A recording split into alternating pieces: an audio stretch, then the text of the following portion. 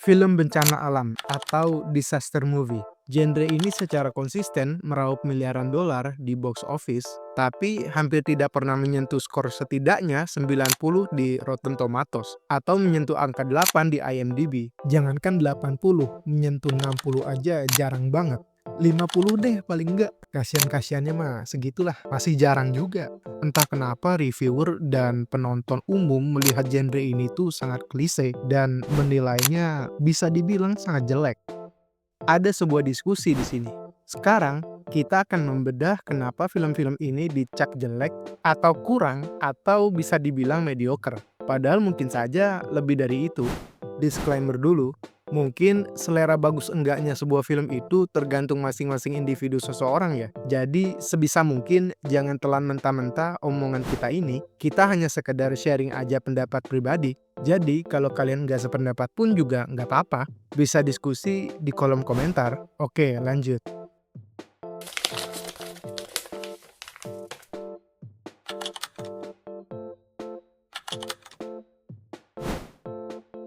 Kalau dilihat dari sekilas, kita semua tahu formulanya. Ini hampir pasti menjadi plot yang nyaman pada genre ini.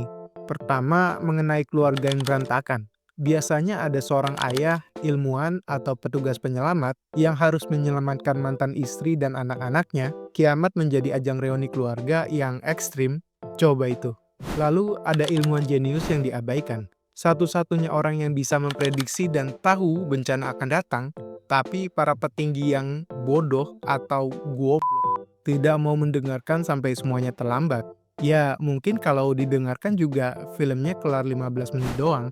Dan tentu saja ada serangkaian karakter pendukung, pengusaha dan petinggi egois yang pasti koit duluan, orang tua yang berkorban, dan kerumunan orang yang panik. Mungkin emang gak sama persis, cuman ya mirip-mirip lah konsepnya. Masalahnya, genre ini gampang banget jatuh ke klise. Selalu ada drama keluarga yang bermasalah, ayah yang dipandang remeh, terus bencana datang. Semua konflik pribadi selesai secara ajaib.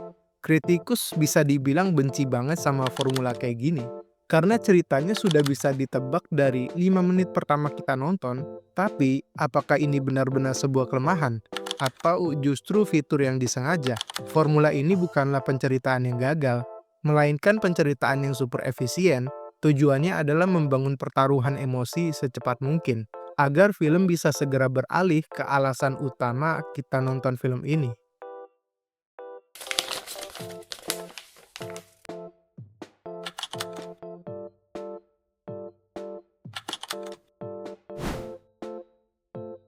Karena inilah tulang punggung utamanya. Dalam genre ini, cerita tidak lebih dari sekedar benang tipis yang menghubungkan satu adegan kehancuran ke adegan berikutnya. Efek visual tidak melayani cerita, ceritalah yang melayani efek visual. Sutradara seperti Roland Emmerich bahkan merancang filmnya dimulai dari adegan-adegan kehancuran ini. Hasilnya adalah mahakarya tontonan yang menantang logika, seperti pelarian gila-gilaan dari Los Angeles di 2012. Dan kalau ada yang bilang ini tidak realistis, ya gimana ya? Siapa juga yang mau merasakan bencana alam sungguhan?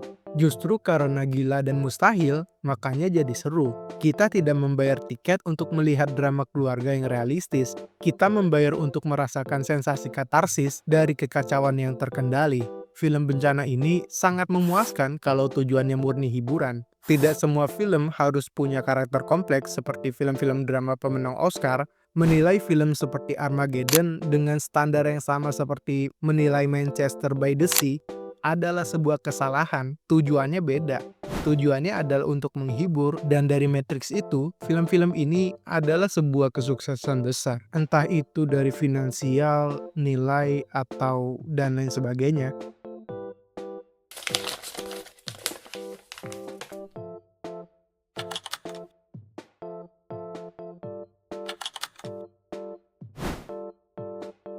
Kesenjangan ini bukan sekedar perasaan, tapi bisa diukur.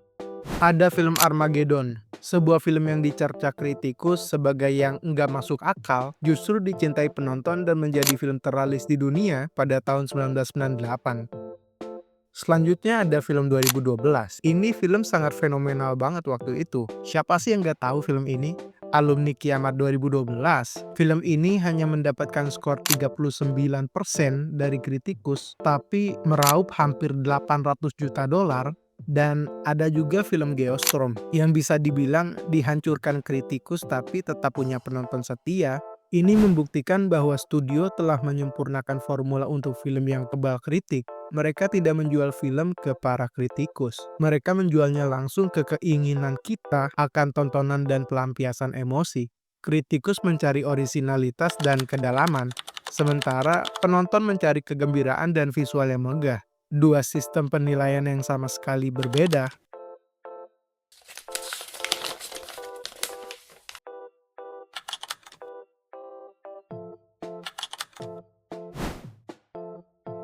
Tentu saja tidak semua film bencana mengikuti formula yang sama. Ada beberapa film yang berhasil memenangkan hati kritikus dan penonton sekaligus. Film seperti The Impossible adalah contoh sempurnanya. Apa bedanya? Film ini membalik formulanya. Bencana di sini tidak menjadi pusat cerita, tapi justru memperkuat drama manusianya. Kengeriannya bukan hanya sekedar gelombang raksasa, tapi ketakutan seorang anak yang terpisah dari ibunya yang sekarat. Skala emosionalnya setara dengan skala fisiknya.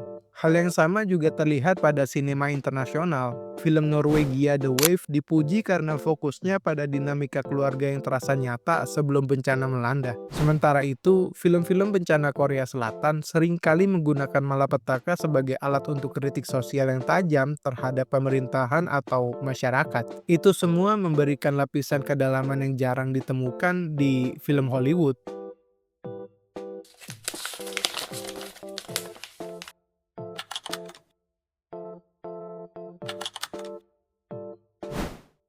Jadi apakah film bencana alam itu mediocre atau underrated?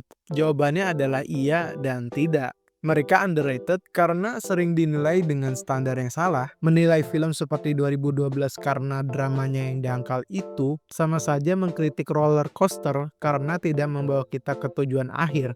Bukan itu intinya.